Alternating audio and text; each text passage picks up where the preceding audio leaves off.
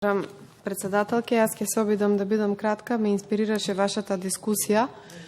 И тоа што би сакала да го нагласам е дека еве и овде ќе се повториме повторно со таа познатата изрека на Маргарет Тачер: ако сакате нешто да биде кажано, побарајте маж, ако сакате нешто да биде направено, побарајте жена. И во тоа сум убедена и затоа од оваа комисија очекувам дека ќе се фати со работа и тоа колку што е можно поитно. Она што би сакала да го нагласам дека го очекувам е тоа што сметам дека ние подитно мораме да почнеме да мапираме закони во чие што измена е потребно да реагираме од родов аспект и тоа колку што е можно побрзо.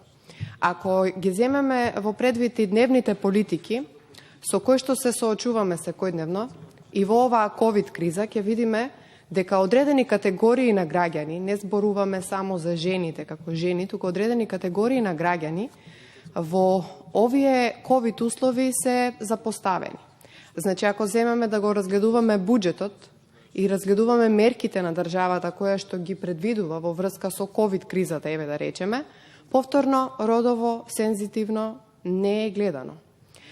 Можеме да гледаме низ призмата на медицинските сестри, можеме да гледаме низ призмата, бидејќи се тие можеби они кои што се најпогодени од целата оваа приказна, нивните цели семејства, понатаму еднородителските семејства.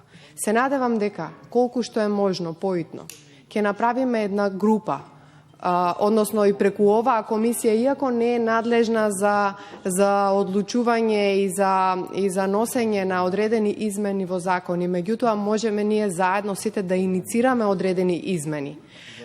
Зборувам и за еднородителските семејства. Уште од почетокот реков дека како самохран родител ќе се трудам да направиме, односно да иницирам постапка во која што ќе се измени законот за семејство.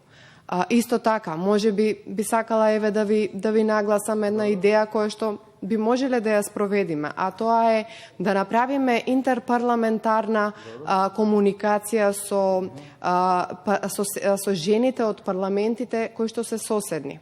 И посебно да внимаваме до каде сме стигнале со одредени измени на закони, за меѓусебно да се мотивираме и за да можеме да спроведеме одредени измени кои што за целиот овој регион не се до крај спроведени.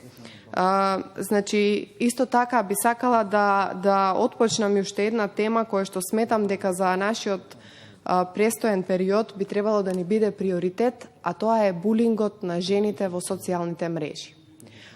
Ова како теми сметам дека ние треба да ги имаме како приоритет. Значи, не зборуваме само за жените, туку зборуваме за цели едни категории, цели едни појави кои што ги имаме во моментот, а кои што еве ние можеби ќе имаме прилика сето тоа барем да помогнеме ако ништо повеќе. Ви благодарам.